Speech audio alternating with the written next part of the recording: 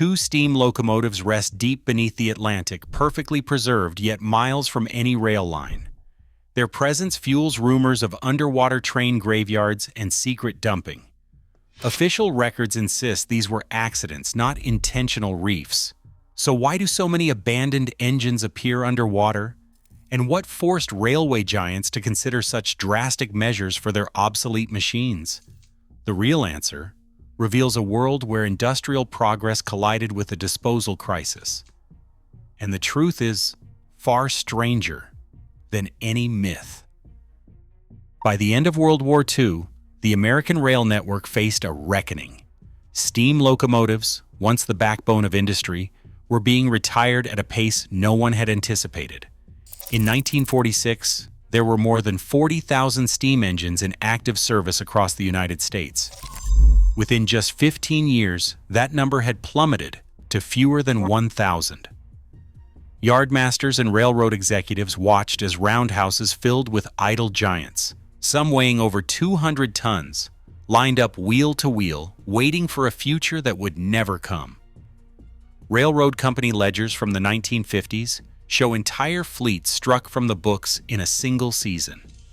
The Pennsylvania Railroad, for example, decommissioned over 6,000 locomotives between 1948 and 1957. In Chicago, vast storage yards became graveyards, with rows of engines stretching for miles. Photographs from the era capture the silent sprawl, rusting boilers, shattered glass, and weeds sprouting through drive wheels that had not turned in years. The sheer volume overwhelmed even the largest railroads. A single Class I company might face the disposal of several hundred engines in a single year. Historian Jim Wilkie described the scene in a 1980 interview. There were so many locomotives coming out of service, the yards could not keep up. It was as if the industrial age had left its bones behind, and nobody had a plan for the burial. This was not just a matter of space. Each engine was a complex machine built to last for decades, with heavy steel frames, cast iron boilers, and intricate assemblies of rods and wheels. Scrapping one required days of labor, cutting torches, and specialized equipment. Multiply that by thousands, and the scale of the problem becomes staggering. By 1960, railroad records estimate that more than 10,000 surplus steam locomotives remained stored or abandoned nationwide. Some sat on forgotten sidings, others were quietly pushed onto remote tracks or left in overgrown fields. The cost of dismantling was high, and the market for scrap metal could not absorb the flood. For railway companies, the question was no longer how to keep these machines running, but how to make them disappear. This mounting surplus set the stage for desperate solutions and creative thinking, because the old ways of disposal simply could not keep pace with the relentless tide of obsolescence. Cutting up a steam locomotive was never a simple matter of sending it to the scrapyard. Each engine was a fortress of steel, built for endurance, not for easy dismantling. Workers faced days of labor with acetylene torches, slicing through inch-thick boiler plates and prying apart massive wheel assemblies. The process demanded specialized equipment and skilled hands, driving up costs at a time when railroad budgets were already strained.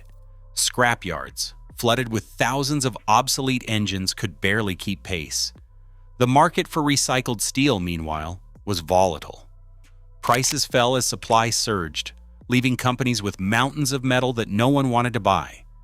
The bottleneck grew tighter as more locomotives rolled off the rails for the last time. Railroads could not afford to let valuable storage yards fill with rusting hulks, but the alternative, paying for full-scale scrapping, often cost more than the engines were worth in salvage. Some companies resorted to pushing locomotives onto remote sidings or out-of-the-way fields, hoping a future solution would present itself. But as the years dragged on, these graveyards only grew. By the late 1950s, a handful of engineers and marine biologists began to see opportunity in what others viewed as waste. Along the Gulf Coast and in parts of the Southeast, experiments were underway to turn surplus vehicles and even old rail cars into artificial reefs. The idea was simple. Large metal structures, once stripped of obvious contaminants, could provide shelter for fish and a foundation for coral and algae. Early case studies from South Carolina and Florida showed promise. Rail cars and buses, sunk in carefully chosen spots, quickly attracted marine life. These first reef projects were small-scale and sometimes improvised, but they hinted at a new approach to the disposal problem. Instead of pouring money into torch crews and scrap haulers, agencies could solve two problems at once: clear out unwanted rolling stock and boost local fisheries. By the early 1960s, reports from coastal states described how sunken rail equipment created thriving underwater habitats, supporting both sport and commercial fishing. The concept gained traction as more success stories surfaced, and word spread to railroad executives facing their own mountains of obsolete machinery. With the economic pinch tightening and environmental interests growing, the idea of repurposing old rail equipment for marine use began to shift from experiment to accepted practice. The stage was set for more ambitious projects, but these early efforts also raised new questions, especially about legal permissions and environmental impacts. As the concept matured, attention turned to the challenge of securing permits and ensuring that what was meant to help the ocean would not end up causing harm. Permit logs and deployment records serve as the backbone for understanding what was actually placed beneath the waves. The New York State Department of Environmental Conservation maintains detailed entries for every artificial reef addition, and Hempstead Reef official logbooks from 2018 to 2019 are no exception. Each page lists the material type, source, and deployment date, all tied to specific permit numbers issued for the project. A permit filed on May 9, 2019, authorizes the sinking of one Wells Fargo railcar at Hempstead Reef, 3 miles off Point Lookout. The logbook entry matches the permit, listing Wells Fargo railcar, serial number WFRC 019, Iriowawee 1, deployed May 15, 2019, at 40 degrees 35.720 minutes north, 73 degrees 34.210 minutes west. In the same year, 15 additional railcars were scheduled for deployment under permits referencing the state's artificial reef expansion. Each entry follows a strict protocol. No mention of steam locomotives, only modern freight cars, tugboats, bridge trusses, and caissons. Material inventories attached to these permits break down the composition of each item. Rail cars are described as welded steel shells, stripped of wiring, oils, and any non-metal components. Bridge debris from the Mill Basin drawbridge and Tappan Zee Bridge arrives as reinforced concrete and structural steel, with weights and dimensions logged for every barge load. Even the turbine runners, 2 massive 70-ton steel discs from a hydroelectric plant, are listed by serial number and deployment coordinates. Inspection forms accompany every shipment signed off by both state officials and partnering agencies like the Department of Transportation. These documents confirm that each item meets environmental safety standards before being pushed overboard. The process is methodical, with checklists for decontamination and photographic evidence attached to each permit file. No archival record, permit, or manifest from the 2018 to 2019 Hempstead Reef expansion includes steam locomotives. The absence is consistent across all available documentation, from the initial project proposals to the final deployment reports. State contracts reference only the materials approved under federal and state environmental guidelines, with all rail-related entries specifying freight or passenger cars, not engines. This paper trail is reinforced by public announcements and press releases from the governor's office, which highlight the scale of the reefing effort and the types of materials involved. News coverage from May 2019 documents the arrival of the first Wells Fargo rail car, complete with interviews from state officials and marine biologists. But even in the most detailed inventories, steam locomotives are nowhere to be found. The documentary record is clear. While the artificial reef program transformed retired rail cars and industrial debris into marine habitat, it left steam locomotives in the pages of history, not on the ocean floor. Rumors about steam locomotives resting deliberately on the ocean floor have circulated for decades, fueled by dramatic headlines and blurry underwater photographs. The confusion traces back to a single discovery in 1985, when two pre-Civil War steam locomotives were found upright and intact off the coast of New Jersey. News outlets seized on the spectacle, two iron giants sitting side by side, shrouded in barnacles, with no sign of a shipwreck nearby. Theories spiraled quickly. Some claimed these engines were casualties of a secret disposal program. Others guessed they were lost in a storm, swept off a freighter during the Age of Sail. The lack of records only deepened the mystery. Within a few years, the story took on a life of its own. Articles and documentaries began to blur the lines between fact and speculation. Reports of New York's artificial reef program, launched in the late 20th century to address surplus rail equipment, became entangled with the New Jersey wreck, even though the two events were separated by more than a century. Media coverage often used the words locomotives and rail cars interchangeably, erasing key distinctions. A 2019 press release about the Hempstead Reef, for example, described the deployment of retired rail cars but made no mention of engines. Yet in online forums and local news, the myth grew. New York had supposedly dumped steam locomotives offshore to build reefs. Permit records tell a different story. Every artificial reef addition in New York, from the 1980s to the present, is logged with methodical precision. Hempstead Reef's 2019 expansion lists rail cars, bridge trusses, tugboats, and canal vessels, each with serial numbers, coordinates, and environmental safety checklists. Nowhere in these files is there a single reference to steam locomotives. The documentation is consistent across decades.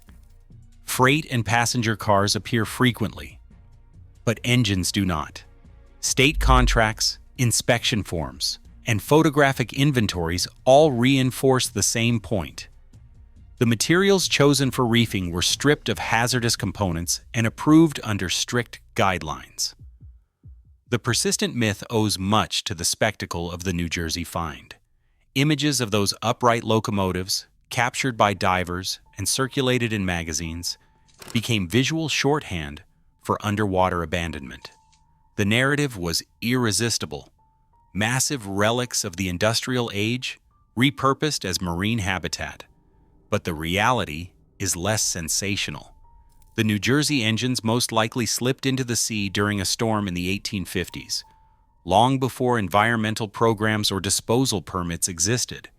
Their accidental preservation on the seafloor set off waves of speculation that never matched the official record. As the evidence stands, no verified program ever sent steam locomotives to the bottom as artificial reefs in New York. The widespread belief in such a practice is the product of conflated stories, imprecise reporting, and the enduring power of a good mystery. What survives in the archives is a paper trail of rail cars and steel, not the engines that once thundered across the continent.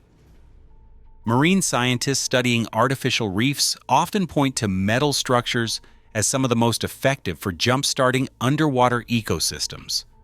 When a steel rail car or a decommissioned tugboat is lowered onto the seafloor, it does not take long for life to move in. Within months, algae and barnacles coat every surface. Small fish dart through open hatches and windows, while larger species circle the shadows below. Surveys from the New York reef sites show that these structures quickly become gathering points for black sea bass, tautog, and fluke, species prized by both commercial and recreational fishers. A 2019 report from the state's Department of Environmental Conservation noted that fish counts around new reef additions soared within the first year, sometimes doubling compared to nearby barren stretches of sand. Charter boat operators responded just as quickly. With the promise of reliable catches, bookings for fishing trips and diving expeditions surged. Local marinas reported increased demand for slip rentals, and coastal towns saw a steady uptick in tourism revenue during peak seasons. Dr. Susan Kessler, a marine ecologist who has monitored the Hempstead Reef expansion, describes the effect as a chain reaction. You put down a structure, and suddenly you have a whole food web assembling itself. In a matter of seasons, you see everything from mussels and crabs to predatory fish. It is a visible transformation. The economic benefits reinforced community support, making artificial reefs not just an environmental solution, but a driver of local prosperity. Warnings from environmental groups grew louder as artificial reef projects expanded. In the 1970s, the Osborne Reef experiment off Florida's coast, where 2 million tires were dumped, went from promise to disaster. The tires broke loose, scattered across the seabed, and released toxins into the water. Marine biologists documented barren stretches where fish refused to gather, and cleanup crews spent decades recovering the debris.